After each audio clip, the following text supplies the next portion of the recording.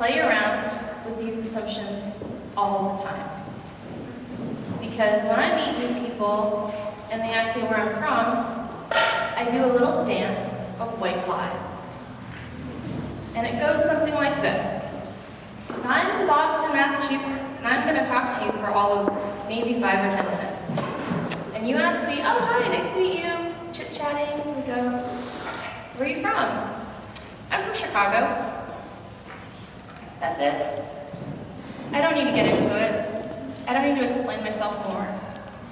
And it's far enough away that I probably don't know too much about it, and I've lived there for a couple years, so I could probably answer some basic questions about it. But if I'm going to talk to you for about 5 or 10 minutes, that's enough. That's enough for now. If you're a friend in Boston, and I'm being introduced to you for the first time, I'm confident enough at this point to say to you, hi, I'm Steph. Yeah, I grew up in Singapore. And I'm bracing myself for the next question, which is usually, wow, your English is so good. And that's probably how I'd answer you if you were a friend of a friend and I'm going to talk to you for more than 10 minutes. But if I'm in Singapore, which is where I probably spent the majority of my life, about 10 to 12 years, and you ask me, where are you from? I will probably tell you Boston. Because when I'm in Singapore, it gets really confusing. If I'm in Singapore and I tell you that I'm from Singapore, you might question me about sort of why is my accent American, or all these other things. Are my parents Singaporean? So that's the little dance that I lay out whenever someone asks me, where am I from? And in 2008, I graduated college. I went to Northwestern University in Chicago. And I had just moved here to Boston. I started an internship with Boston Globe. And I was just starting to meet people. And I was living in Cambridge, Massachusetts, in a basement apartment. And I was living with 4 roommates. And we were at a party, hanging out, and whatever. And of course, I was meeting some new people. And as you now know, I had a little dance of lies. And my roommate, Lynn, introduced me to someone. For me, thank you. And he said to this girl, he said, oh, I want you to meet my roommate, Steph. She's from Singapore. Well, the tricky thing is, the girl that he introduced me to, even though we were in Boston, Massachusetts, was from Singapore. She was Singaporean. So she gave me this like sneer, and then she kind of looked at me, and then she said, oh, you're from Singapore, born and bred? And then I had to like backtrack and kind of walk her through the full story of how I was actually born in Hong Kong, and my mom's Canadian, and my dad's Chinese, and I'm a Canadian citizen, and then I lived in Taiwan for a little bit, and then I lived in Singapore for a long time, but I went to an international school, and that's why I speak English so well, and went to school in Chicago, and et cetera, et cetera, et cetera. It took a while, and also the facade was sort of blown. And I think what the other tricky part about that situation was that when I was telling people in Boston that I was from Singapore, I was actually assuming an identity that wasn't really quite mine. Because as an Asian person, telling people, oh, hi, I'm Steph and I'm from Singapore, they immediately have assumptions that my parents are probably Singaporean, that I probably went to a local school, and that I probably immigrated to the US at some point. And that's not my story. That is the story of a girl who actually is from Singapore. She was born there. She's born and bred, as she asked me. So that really bugged me after that. After that exchange, I said, and I thought to myself, man, I was assuming someone else's identity, essentially. I can't really answer this question of where am I from? What the heck is going on? And I just graduated college, and I was just starting to figure out my life. So being a journalism major, I did what a journalist would do, which is I just started asking people questions, and I started interviewing people.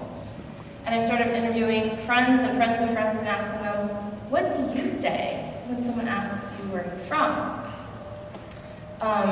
if you are a kid who went to international school, or a military brat, or a diplomatic kid, or you've just bounced around a lot, what do you say?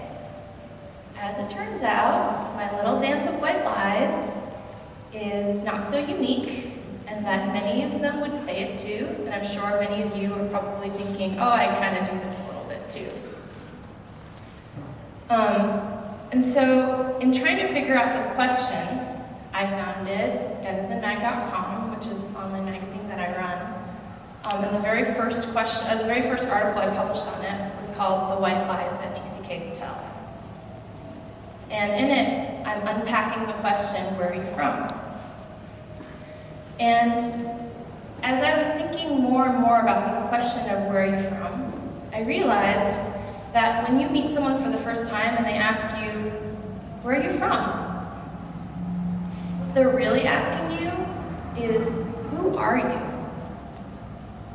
Because every time I tell someone between what I look like and what my accent is, and what I tell them where I'm from, they're able to, in broad strokes, assume a bunch of experiences that I've had, right? So the deep ditch experience that I just told you about, the summers on the Cape, maybe enjoying the Patriots story that I just told you, or I immigrated from Singapore. So when someone asks you where you're from, they're really asking is, who are you and how can I relate to you? And then they're also trying to understand what broad strokes of experiences can I draw from that I can talk to you about. So I think that for third culture kids, it is extremely, extremely important to figure out an answer for yourself for this. And it's not the answer where it's dance of white lies, and it's not the answer where you're making someone up for someone else, but really, truly, truly, within yourself, figuring out what is the question to where are you from and who are you. This is something that you need to figure out for yourself because it will guide you in your journey and moving up forward in your life.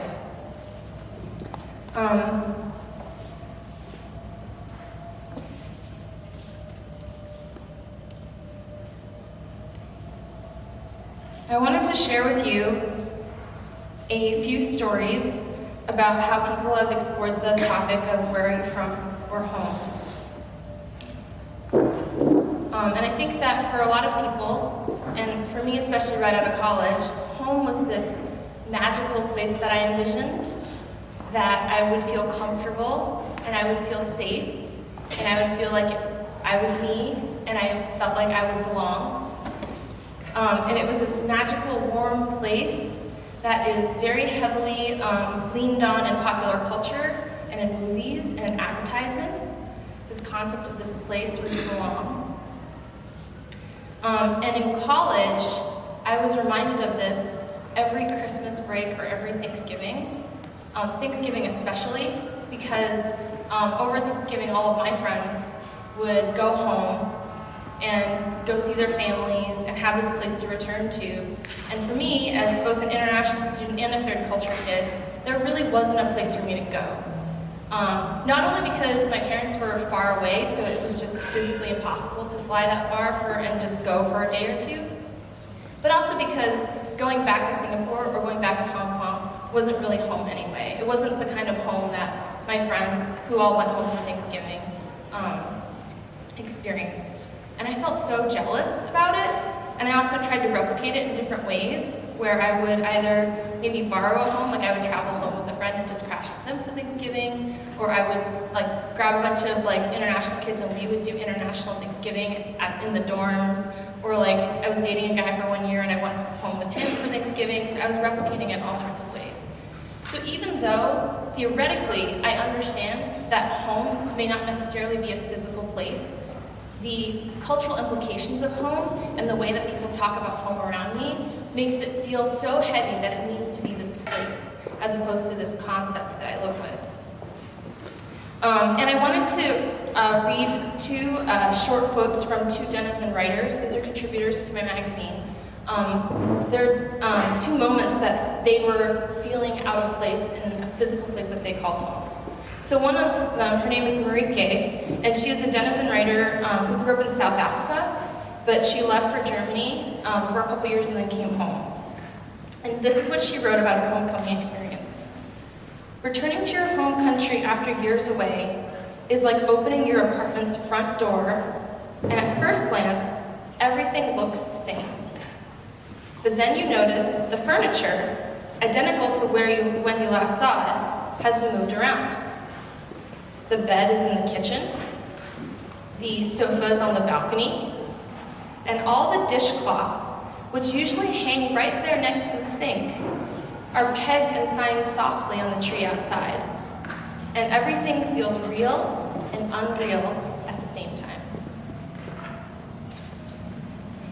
The other passage I want to read to you is from a writer. Her name is Christina, and she's half Chinese and half German. And she lived in Hong Kong growing up in addition to a lot of other places, but she returned home, like physical place home to Hong Kong to work. And when she got there, her Chinese coworkers constantly talked about her behind her back, calling her a Guaylo or a foreigner. And she wrote in this essay for Denizen, I looked down at my food, not knowing what to do. She's at a restaurant where people are kind of talking behind her back. This is highly bizarre. I am accustomed to being spoken about as a foreigner in countries where I was born, but I belong here, don't I? I am half Chinese, half German, and I have never ever been anything else. And it never occurred to me that this would be an issue to other Chinese. We know in our heads that home doesn't have to be a place, but for some reason or another, we can't stop ourselves from trying to find this physical place called home. And I've been searching for this my entire life. And last year, I went through a really, really tough life patch. I think that all of you can remember a moment in time in high school or in college where life just got really, really freaking hard. And for me, it was literally this last February where my whole life turned upside down in 2 weeks. It was like everything, it was like my health, my work, my relationship, my family, like everything turned upside down. And it was like my whole life had been ripped up to shreds and thrown in confetti, and I was standing there and like everything was falling around me. And in this moment of deep distress, and I was like crying all the time, I stood there and all I wanted to go to was a place called home. Like the only place that I wanted to be was a place where I could feel comfortable, and a place where I could feel safe, and a place that I could feel welcome. But I was in my apartment in Cambridge, Massachusetts, thinking there is no place that exists like that. There isn't a place for me to escape to. And I was exhausted and beaten down, and I was just like, holy crap, like, how do I figure this out? Where do I go? Who do I talk to? How do I sort this out? And piece by piece, by the sum of small efforts, I slowly started to figure it out. First, it was my friends, who were amazing, and they not only came over to hang out with me, they dragged me out of the house, they cooked me dinner, they really took care of me, and they were amazing. I started traveling a little bit again here or there because I traveled a bunch as a kid, and it's something that I've always loved. I started taking a lot of photographs because as a TCK, living lots of places, I not only loved taking pictures, but I also loved looking at pictures of places that I'd been. And I started writing. I started writing a lot because that's what I've always loved to do. It's why I founded Denizen. And I started writing and editing and working on stories with third culture kids. And slowly but surely, I started to feel comfortable again and safe again. And I felt like I was me again. And I realized that as I was searching for this mythical place called home, it was actually there all along as this concept that I knew, but I hadn't quite found yet. And it took me a little bit of time to figure out the pieces of my life that made me feel comfortable, made me feel whole, and made me feel safe. And for me, personally, it's this particular group of friends that I love to talk to. It's taking pictures, it's writing, and it's probably walking through the streets, and just being a traveler. Those are some feelings to me that feel like home. It's not a place, it's just spaces in my life. And in understanding that, I could start to unpack and figure out and explore and sort of develop my home, kind of like you would with an actual house. Like you might buy furniture or make it nicer or renovate it or build out your home in one way or shape or form. What I did was I found the pieces of my life that I really loved and I truly, truly enjoyed and made sure to invest time and effort and energy into that. So if there were these 10 or 15 friends that I was really close to that I loved, even though they weren't necessarily all in Boston, I would make an effort to talk to them on Skype, email them, Facebook them, because they felt like home. And even if I was super busy with work and life got super crazy, I would make an effort to sit down and write, because it made me feel like home. And if I was on a business trip and things got super crazy, sometimes I would just take a long walk and take pictures because it felt good to me. And these were all the little pieces for me that felt like home. So I think what I wanted to say was that I know that we have this idea that home is this magical, mythical place that you can find, but instead it is a magical, mythical place that is not so mythical, but is a magical place that you need to create for yourself. And I think that for third culture kids, this is critically, critically important because we have all kind of lived all over the place and we've been bounced around a lot.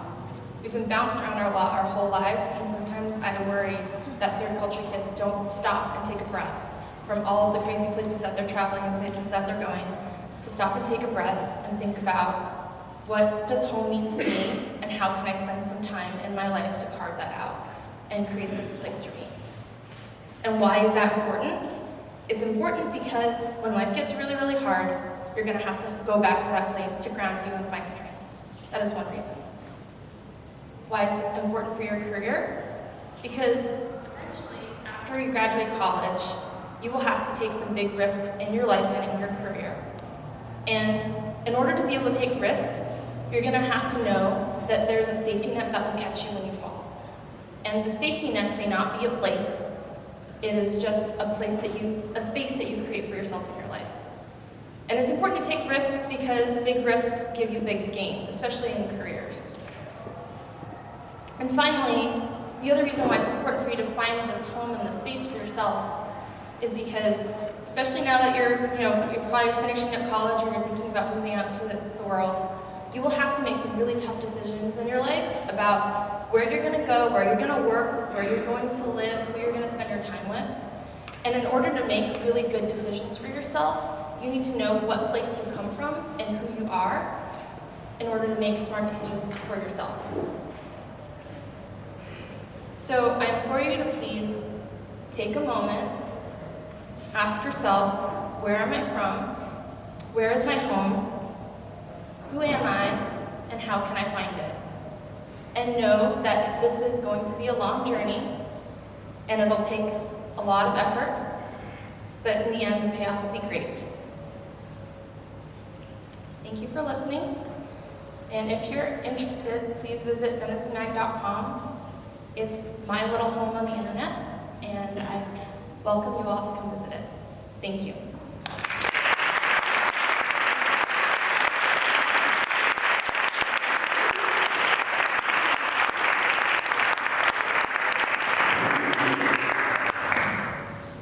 So I believe I'm supposed to ask you questions. Sure. Hi.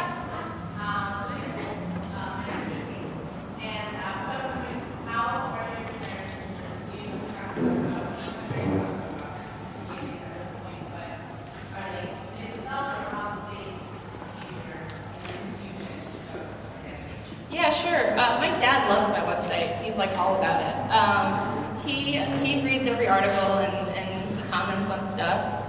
I think that my parents know that I'm very different from them, but I think that they embrace it for what it is. I think they try to support it in their own way. My dad especially, the way that he supports me is kind of on social media, which is hilarious. He comments on all of my Instagram and Facebook posts. And I'm sure some of you have noticed that as well. I live far away from him. He lives in Hong Kong. So we connect using social media and email. He sends me more Mashable articles than anybody I know. But yeah, they're very, very supportive.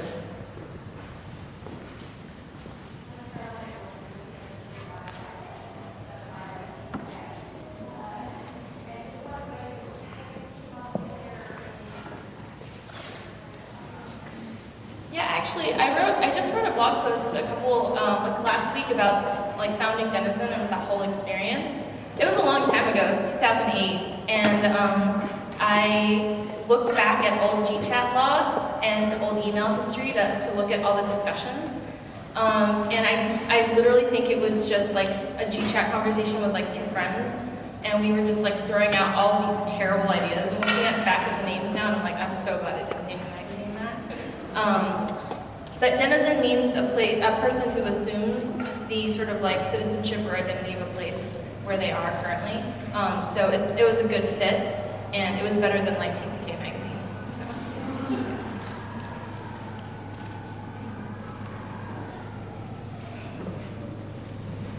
Any other questions? Oh, yep. Yeah, Chicago.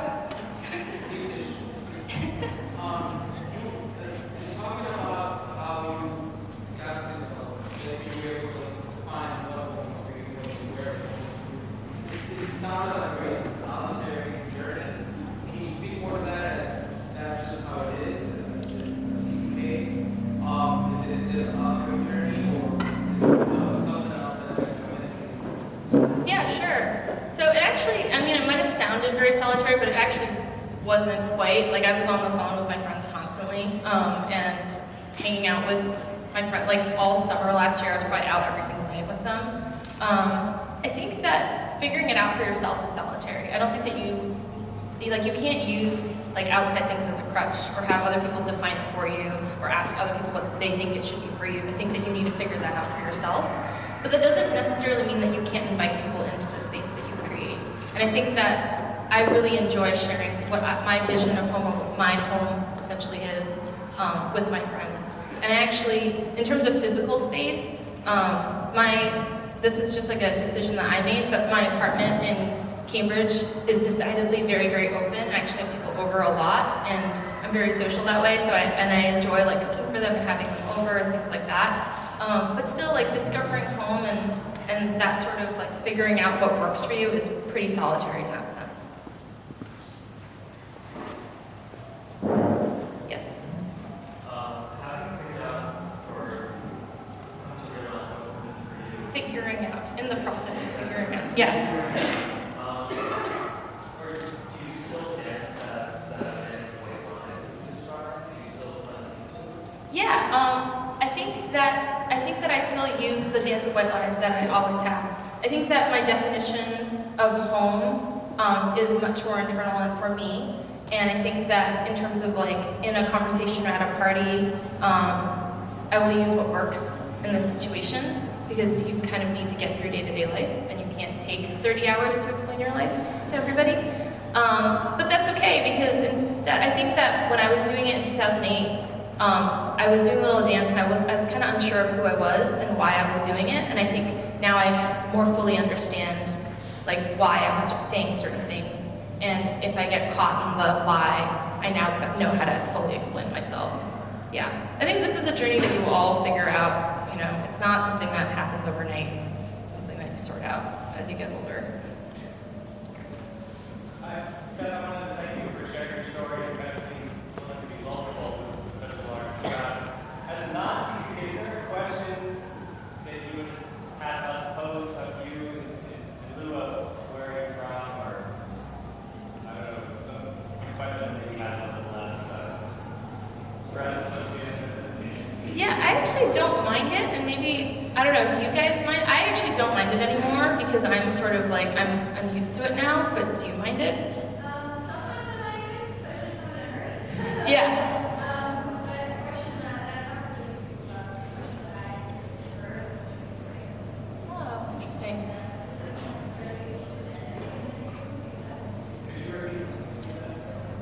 Oh, here. Oh, right. Thanks, Steph. So the question that I prefer over where are you from is what's your story? Because you have so much more wiggle room there. You can do the whole like mother's Thai, my mother's Dutch, lived here, or you could just share a story that would kind of display the different cultures that you've lived in, which might help others understand kind of the background or like the specifics. So yeah, that's it.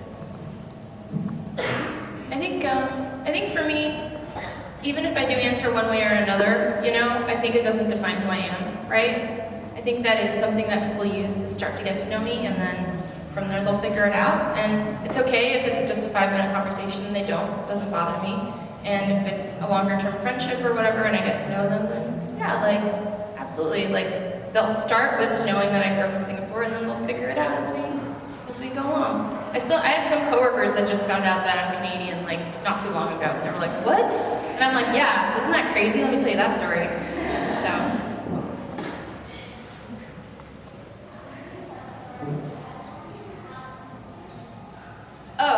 I do not have, I grew up as an only child, but I have an older sister, but she's 10 years older than me and she's half-sister, so we didn't grow up together, but she is a sister. I just grew up mostly as an only child, yeah.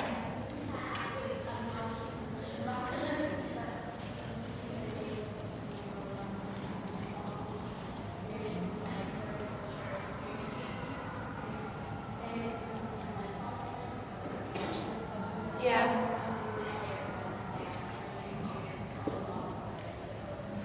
Yeah, so my closest friend, she and I kind of grew up together. We like, I got to